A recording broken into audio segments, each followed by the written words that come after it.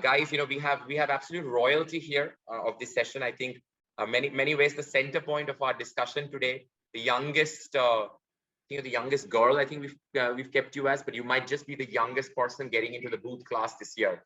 This is a phenomenal admit. I think with less than 2 years, how long has it been since you graduated college? So I graduated in 2020.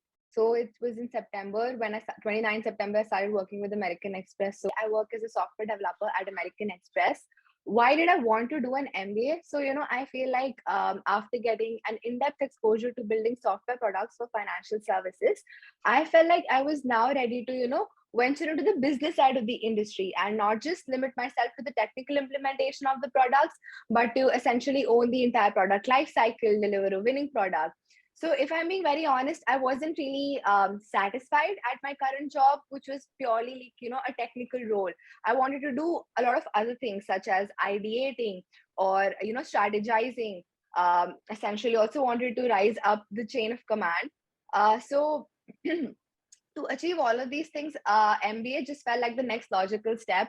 I think many of us in this room will appreciate what you're going through and what led you to this point. But just to dig a little deeper, I know you had applied to Indian schools as well. So can you tell us how that went, and then what led you to apply to US schools? What was the thinking behind it? I'm sure you introspected a lot in that journey, because I think it's the standard practice, right? That you have a year, 2 years of experience, you look at the top Indian schools as a first priority. And I guess you kind of did that. But then what changed for you? Why did you look at Booth in particular, but US schools in general? It would be great to hear your views on that. Right. So I appeared for CAT this year. I scored 99.7 percentile, and I knew that I would be able to crack these top IIMs. But that's, when I got thinking that why not also give these USB schools a shot, right? Because this is a decision that I'm going to have to kind of stick with for the rest of my life. So if I'm getting an opportunity to explore something else, why not go for it? As I was talking to people, I realized so B school is all about experience and the exposure that you get. If you go to a USB school, you have people from so many different countries coming together, studying with you. Just imagine the kind of character development you as a person would have, who is, coming out of your comfort zone, moving to a whole other country, studying with so many different people. Just culturally, it'll be so diverse. So I felt like the experience, the exposure is something that you should really want to go for. If you look at purely in terms of recruiting, after you go to an IIM, and if you want to go into consulting, you're hired as an associate. But if you go into a USB school, you're directly hired as a consultant, which is like 2 roles higher. And if you're looking from my vantage point, I only have 2 years or 1 or 2 years of working. So for me, it'll be like a huge career jump. So that felt like something I could not have probably said no to. Excellent. I'm so glad, Riya. This is such phenomenal validation, guys. I mean, this is something that, I've been, I think, singing from the hymn sheet for the last 10 years, right? In my journey as an admissions consultant, that, I think in one sentence, if I have to summarize what Riya, you just mentioned, I think where the US schools have an advantage, not only over the Indian schools, but I think in generally around the world, is their programs are very experiential, right? I'm sure you used that word. For others who are new to this, who are joining us today, experiential learning, right? Applying what you learn in the classroom. And surely business school is all about that. And that's when the learning is so much richer. And when we talk about, the peer group that you mentioned, experiential learning is all about who are you applying that learning with. So totally agree with you. I think the learning will be way richer at a school like Booth, where you will be surrounded by people who are maybe way more experienced than you are, and you will have so much to learn from them. I'm going to talk to you about essays and interviews, right? Because I think those are the 2 things that worries a lot of people. So why don't you tell us how was the essays for you? I know you would have probably networked with people and you used that when it came to your essays, but how was it generally? Any particular essay that stands out for you at Booth or maybe another school that you applied to? It would be great to sort of pick your brains on that. Yeah, so if you're looking at essays, most schools, they want a career essay, right? So where you have to express your goals, what is it that you want to do, why do you want to do an MBA? And I feel that when you're approaching that, you should just be honest, right? Let them know what is it that you want to do. And also one thing, if you feel like your goals are maybe too ambitious, don't worry about that. Just write it. That's exactly what the school wants to know, right?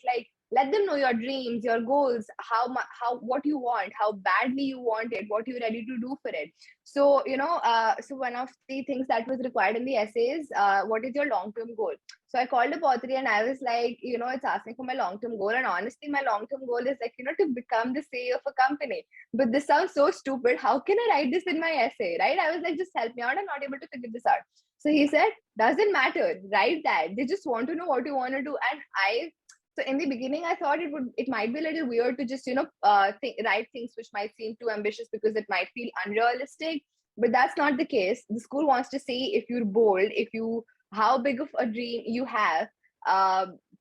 So yes, put it out there. And then the another aspect is the personal essays. So again, I feel that when you're writing, you should just put yourself out there, like write your story.